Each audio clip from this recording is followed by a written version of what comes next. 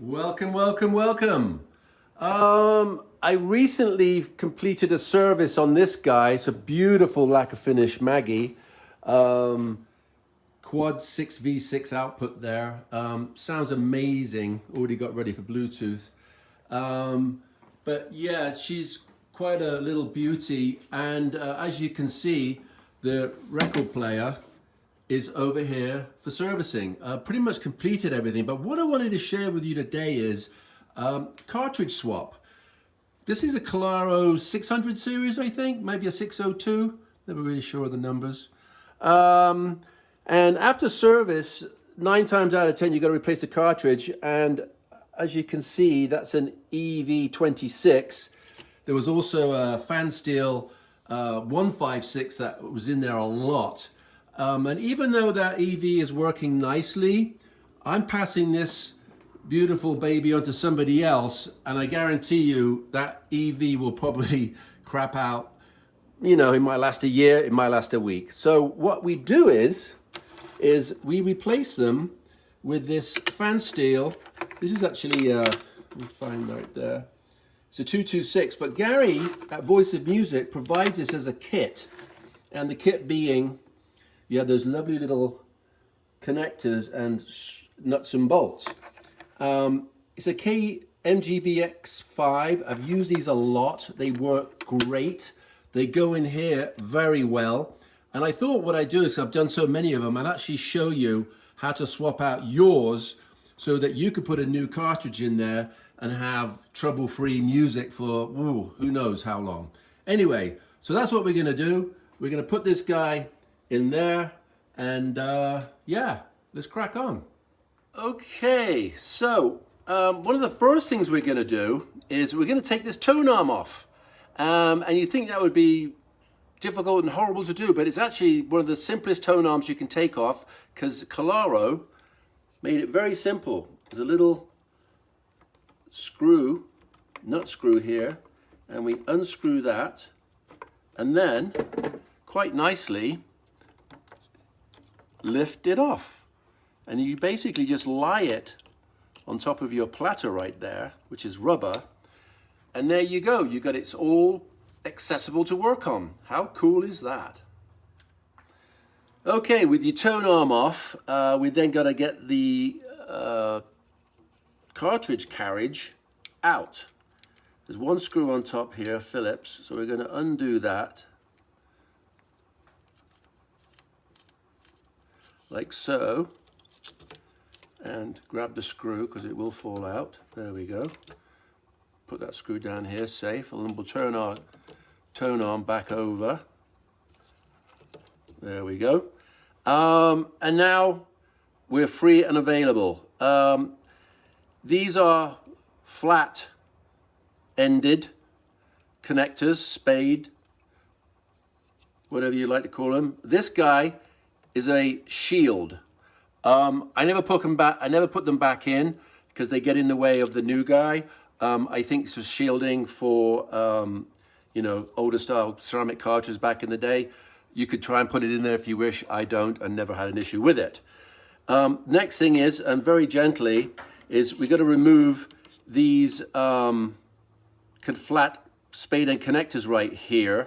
I do it gently because you want to try and preserve those, and I'll show you why later. So we're going to just grab it with the screwdriver and wiggle it off. That was nice. Let's get this guy off and see if we can without breaking wires. And this guy right there. This is another ground. It grounds to this guy. Not sure why, but it does. They all do it. Pulled that off. Awesome.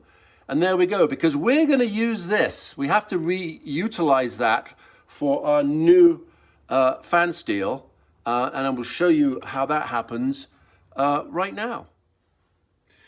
Okay, so we're going to relieve the cartridge, the old cartridge, from its mounting bracket, because this is what we're going to need for our new one. It's held in place with these two, I guess they're called kind of like rivet retainers. So we're just going to take those off. This thing will fall away, hopefully. So yeah, here we go.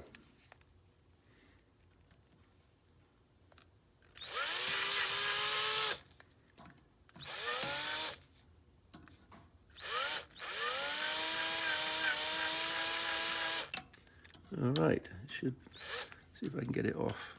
But there's the old. I'll grab it with pliers so my clumsy hands don't get in the way. And there we go. So that's now ready with our new cartridge and the supplied bolts. Okay, we've got our kit bits right here, nuts, bolts and connectors. Here is our new mount, free of the old one. And then we have our Pfanstiehl right here. So what we're going to do is, first of all, let's remove the needle so that doesn't get damaged while messing around with it. And then we want to take this cartridge clip off, carriage. Be careful because these break. It's not the greatest plastic, so I normally very gently do it like that. Put that to one side. And now we've got to mount this to this guy. The screws go only one way because there's not much clearance. So the screws are going to go through this way and the bolts on the other side because there's going to be plenty of room between that and the cartridge and the clip. There's a little recess here. But first we're going to do is, this distance is too wide for this distance. So what we're going to do is, we're going to do a little filing, and we're just going to file out on both sides a little bit of the mount area so it'll fit better.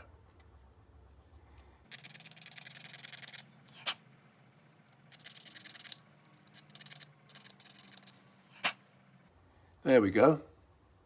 With that done, we now come back to this guy. So what we'll do is, keep things easy, we'll put one through first, like that.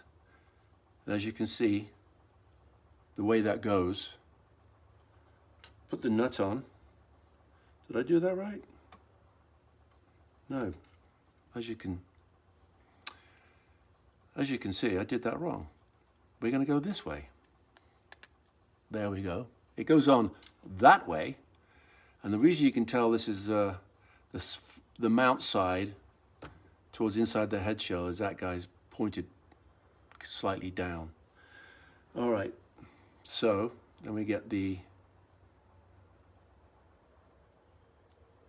one side on like that, and then we can move our carriage into place, clip, and as you can see, that nut has a little recess. It sits in there quite nicely.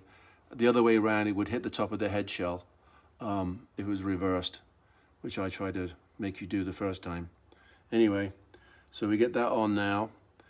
And now we can put this guy in. Hope you can see this. I'll try and zoom in my big clumsy hands and put that guy on.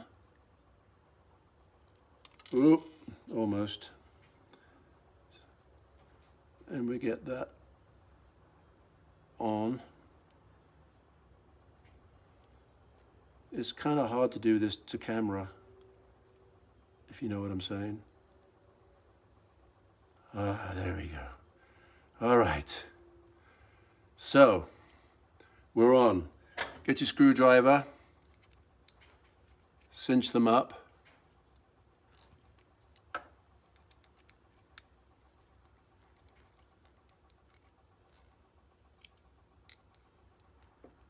Like so. And there you go. Now your cartridge clip is mounted to the original bracket, which obviously screws onto that screw right there through the head shell. Okay, let's continue. Okay, so with the cartridge clip on its mounting bracket pretty much done, we're going to talk about getting these onto here. And what I've done is I kind of videoed this earlier from above and it did not work because everything's too tight. So I'm going to explain it and cut to what I was doing. But as you can see, these are the cartridge clips that come with the kit, and they go, basically they fit right into the flat end connectors of the original. As you can see right there, that's the flat end, and then we've got the round end which goes onto the pins right there. Now these are also used for soldering, that little hole right there. You could cut these wires and then thread them through and do a little bit of solder action. And I've had to do that when these break, because sometimes they kind of rust out. These are in good condition.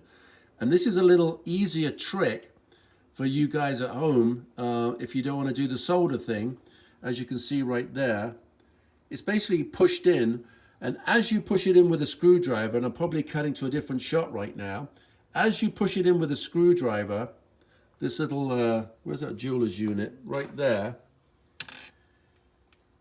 As you push it in, you're also opening that gap right there. You can see, because try and show in that one, there's a little gap.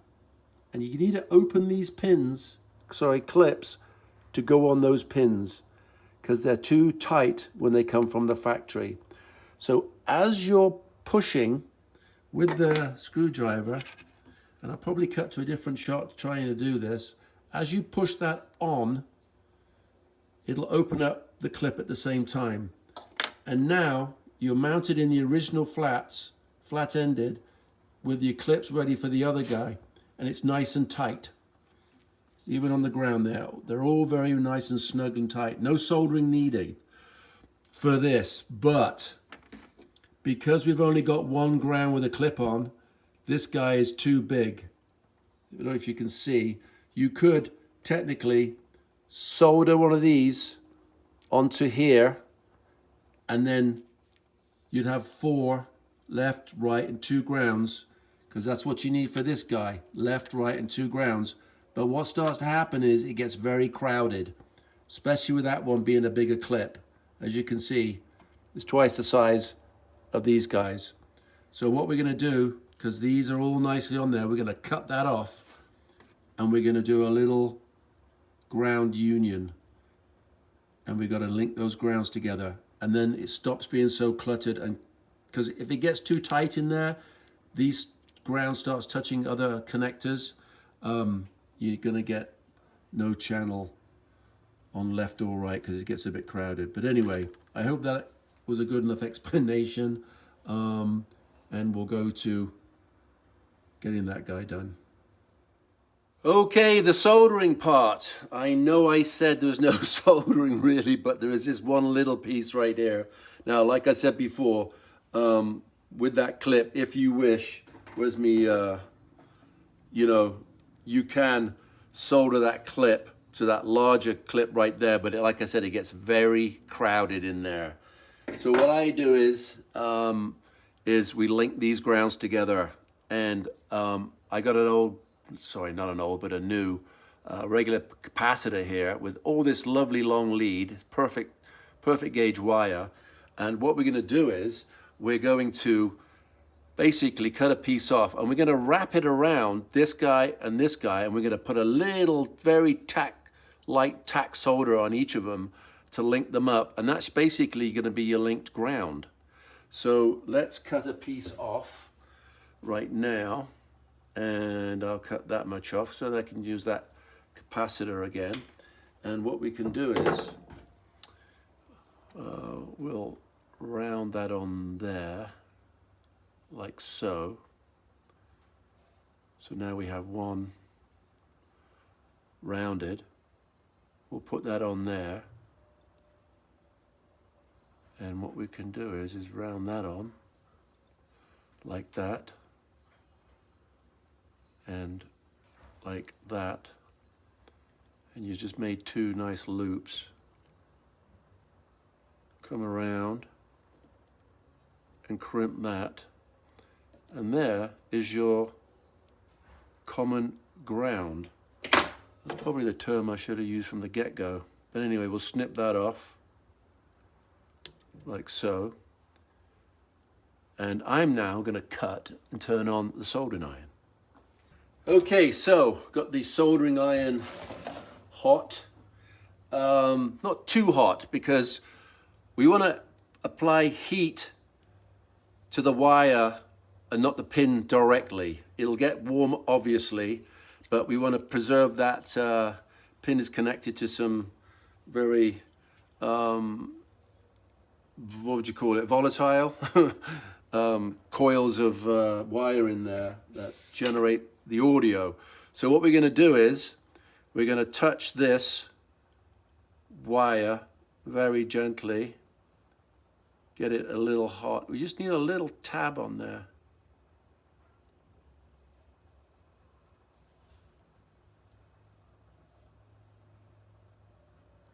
There you go, there's one. I believe it's on there. I'll have to inspect this with some other glasses because I want to make sure there's just a tab on it.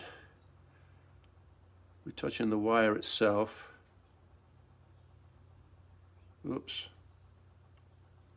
I'm leaning on that. There we go.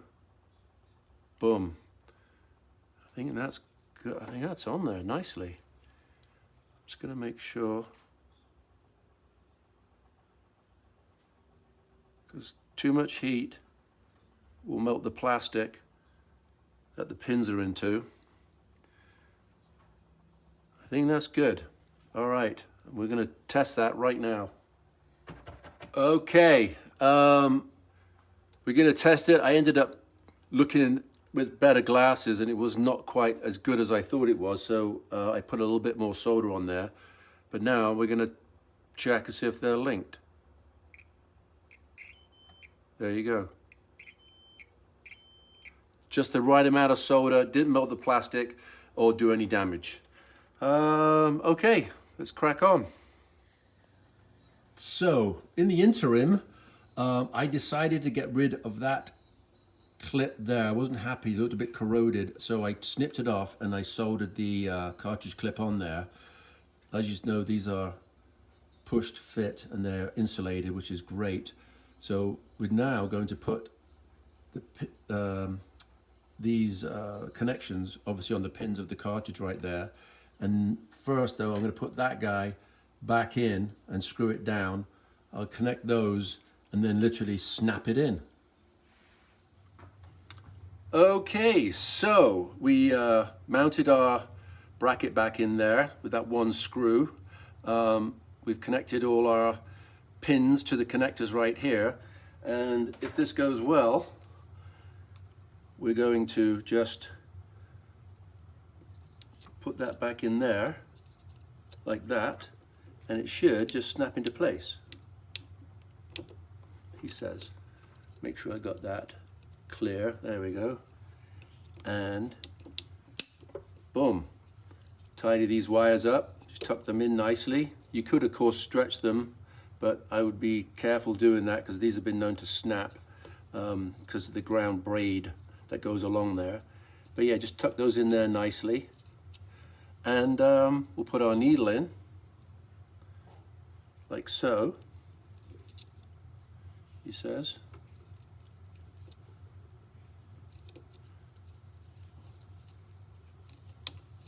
Voila. And make sure it's sat in the yoke properly. And we're good to go. We'll put the tone arm on and then we'll talk about doing a little bit of weight adjustment, some tracking weight adjustment. Okay, tracking weight. The Pfanstiehl 226 will actually track between 4 and 8 grams. I'm going to try 4.5 because don't forget, we will need this to be able to make it to the end of the record to trip the reject mechanism. And if it's too light, it doesn't have enough oomph to do that. And obviously we don't want it to be too heavy. So I'll test all that. To adjust the tracking is this guy right, is this guy right here, that screw right there. And to lessen the tracking is counterclockwise, and to make it heavier is clockwise. So that guy right there. So yeah, that's gone off, nice, good. So we'll check this out with a record right now and make sure it rejects.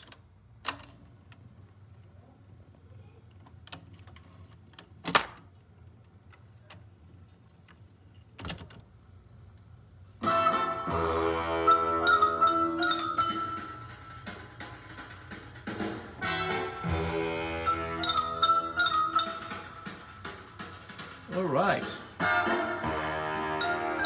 Well, turn that down. That's working nicely. Now let's just try and bump it over and make sure that it rejects. We'll put it in the last couple of tracks.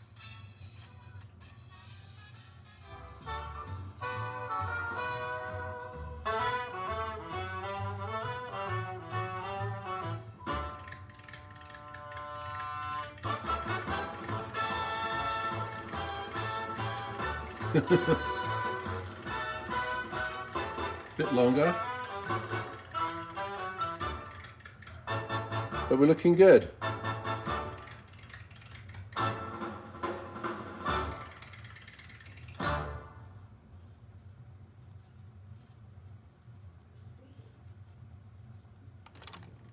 All right, nice.